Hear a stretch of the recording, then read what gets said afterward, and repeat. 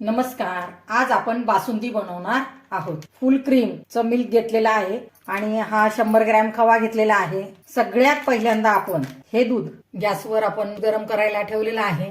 गॅसची फ्लेम जी आहे ती मी मध्यम ठेवलेली आहे. आता आपण दूध गरम होण्याची वाट पाहू. दूध गरम व्हायला लागलेलं आहे. एकदा त्याला आपण व्यवस्थित हलवून घेऊ की जेणेकरून या दुधाची साय ही पातेल्याला चिटकणार नाही, ह्याची आपण काळजी घ्यायची. आज जी आपण बासुंदी बनवणार आहोत ती मावा बासुंदी आहे आणि मी ही तुम्हाला पारंपरिक पद्धतीने कशी बनवतात ती दाखवणार आहे. फुल क्रीमचं दूध असल्यामुळे त्याला जास्त आठवण्याची आपल्याला गरज नाही. पातेल्याच्या बुडाला जराही दूध चिटकू द्यायचं नाही आणि ते चिटकून जर करपलं तर आपल्या बासुंदीची चव आहे बदलून जाईल. दुधाला चांगली उकळी आलेली आहे. गॅसची फ्लेम लो केलेली आहे. आता आपण याच्यामध्ये खवा आपण याच्या टाकणार आहोत. थोडा थोडा करून टाकायचा. आता आपण याच्यामध्ये खवा टाकलेला आहे. आता आपण याला व्यवस्थित हलवून घेऊ. गॅसची फ्लेम मात्र लोच ठेवायची. ह्यातला हा पूर्ण खवा दुधामध्ये मिसळेपर्यंत आपण ह्याला कंटिन्यू एकसारखं हलवत राहायचं. असं या पद्धतीने त्याला हलवत राहा. यातला पूर्ण खवा हा दुधामध्ये मिसळलेला आहे. आता आपण त्याच्यामध्ये आपल्या आवश्यकतेनुसार, तुम्हाला जर कमी गोड लागत असेल तर कमी साखर टाका, जास्त गोड लागत असेल तर जास्त साखर टाका. तर ही साखर याच्यामध्ये आपण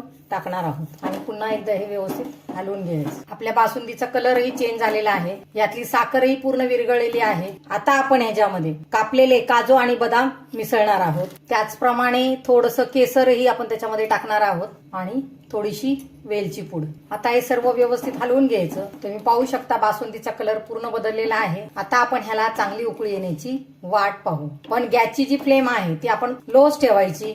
बासुंदीला छानपैकी उकळी आलेली आहे. किती घट्ट झालेली आहे बासुंदी. आपली बासुंदी तयार झालेली आहे. गॅस आता आपण बंद करू. ही बासुंदी तुम्ही पुरी बरोबर, चपाती बरोबर, ब्रेड बरोबर खाऊ शकता किंवा नुसती पिऊ शकता. अशाच नवनवीन रेसिपी पाहण्यासाठी आपण माझ्या चॅनलला लाईक, शेअर आणि सबस्क्राईब करायला विसरू नका. धन्यवाद. मग एकदा नक्की बनवून पहा मी सांगितलेल्या पद्धतीने पारंपरिक पद्धतीची मावा बासुंदी.